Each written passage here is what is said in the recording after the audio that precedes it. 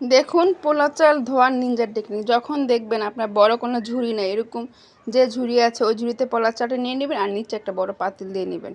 আসসালামু আলাইকুম, সবাই কেমন আছেন? দেখেন ট্রাইপড ছাড়া ভিডিও করলে কীরকম হয় ভিডিওর ধরন। আজকে ট্রাইপড ছিল না হাতের কাছে, যেহেতু আমি আমার আম্মুর বাসায় আসছি। দেখুন হাতে হাতে ভিডিও করলে ভিডিও কোয়ালিটি কিন্তু খুবই বাজে হয়, দেখে বুঝতে পারতেছেন ক্যামেরা নড়তেছে। এক্ষেত্রে কিনা আপনার ভিডিওটা ফেসবুক খুব কম মানুষের কাছেই সাজেস্ট করবে, কিন্তু আমার কিছুই করার নেই। আজকে যেহেতু ভিডিও আপলোড করতেই হবে, দৈনিক একটা বড় ভিডিও আমি আপলোড করি, অর্থাৎ লং ভিডিও আপলোড করি, তার জন্য কিন্তু আমার এই প্রথা অবলম্বন করা। দেখুন কথা বলতে বলতে কিন্তু এরকমভাবে মাছটা ভেজে নিব। আর এই যে এরকমভাবে পেঁয়াজ কুচি করে উপরে কারা কারা দেন আর এবং কী নাম বলেন, আমরা বলি মাছের দো পেঁয়াজা।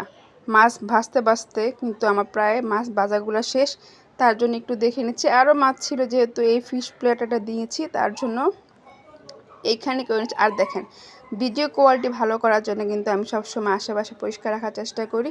আর এই যে করলা ভাজিটা দেখতে পাচ্ছেন, এটা কিন্তু আমি করেছি। আর এই তিনটা আইটেম কিন্তু আজকে আমি করেছি, বাকিগুলো মা আর ভাবি করেছে। মাছ ভাজা, এটা হচ্ছে ঢেঁড়স ভাজি, আর হচ্ছে করলা ভাজি, এই তিনটা আইটেম আমি করেছি। আজকে ঈদের দ্বিতীয় দিন আম্মুর বাসা সবার দাওয়াত ছিল, দুই ভাই শ্বশুরবাড়ি এবং আমার বাসা, এমনকি আমার ছোটো বোনের শ্বশুরবাড়ি, সবাই আসছিল। আর এই দেখুন আজকে চিংড়ি মাছটা এতটা ইয়াম্মি হয়েছে, দেখি বুঝতে পারতেছেন কতটা মজার হয়েছে। আমি একটু ঘুরান দিলাম, আমি যেহেতু ঘুরতে পারি না তাই আমি চিংড়ি মাছ পাতিলটাকে একটু ঘুরে দিচ্ছি।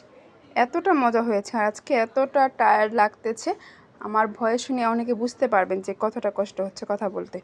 আরে দেখুন এখানে কিন্তু আমার আম্মু মুরগি ভুনা করেছে, এটা হচ্ছে ছোটো কক মুরগি বলি আমরা, যে ছোটো সোনালি মুরগি না কী বলে আমি সঠিক জানি না, সেটা ভুনা করেছি। আর এই দেখুন এদিকে মাশাআল্লাহ গরু মাংসটা দেখেন, দেখি বুঝতে পারতেছেন। আমি যেহেতু ছবি আপলোড করে দিয়েছি আগে, তো আপনারা তো জানেনই কীরকমভাবে ভিডিও করেছি। আর এই দেখুন একটু আগে দেখিয়েছিলাম। আর এই তো কথা বলতে বলতে কিন্তু এখানে কাঁচামরিচ দিয়ে দিয়েছিলাম।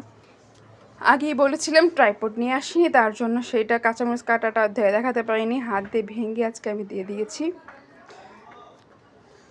আমি একটু সরি বলে নিচ্ছি, আজকে আমার আশেপাশে অনেক বেশি সিনক্রেট হচ্ছে, কারণ যেহেতু আম্মুর বাসায় আসছে অনেক মানুষজন, সবাই কথা বলছে এবং আমাকে অনেকে ডাকাডাকি করতেছে, তার জন্য আমি দুঃখিত। আর এই দেখুন মাছটা দেখতে যতটা মজা, খেতে কিন্তু ততটা সুন্দর হয়েছিল। আর এই মাছটা হচ্ছে তেলাপিয়া মাছ। কাঁচামরিচ থেকে যে একটা স্মেল বের হয়, সেটার জন্য কিন্তু এই দু পেঁয়াজা স্বাদটা দ্বিগুণ থেকে তিনগুণ হয়ে যায় বা তারও বেশি। এরকমভাবে কোন কোন অঞ্চলে খান বা কোন কোন এলাকা খান অবশ্যই কমেন্ট করে জানাবেন।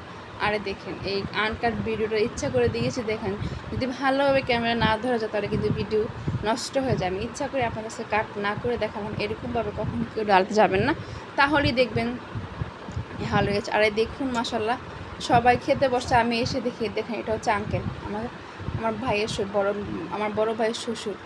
দেখেছেন প্লেটে কতগুলো কাঁচামরিচ, সে এত পরিমাণে ঝাল খায় কি বলবো, প্রচণ্ড পরিমাণে ঝাল খায়। আর পাশে যে মাংস বাটি দেখতে পাচ্ছেন, সে বাটিতে কিন্তু প্রচণ্ড পরিমাণে ঝাল দিয়ে আজকে রান্না করে, যেহেতু সবাই আজকে ঝাল খায়, যারা যারা আসছে আমাদের মেহমান, আমরা ছাড়া সবাই খুব ঝাল খায়।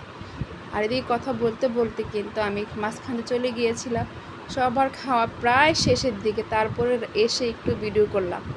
তো আমার এই ভিডিওটি যদি ভালো লাগে থাকে প্লিজ লাইক কমেন্ট শেয়ার করবেন, আর যদি কেউ পছন্দ না করে তাহলে স্কিপ করে চলে যাবেন, কিন্তু কাউকে বাজে মন্তব্য করবেন না। আল্লাহ হাফিজ।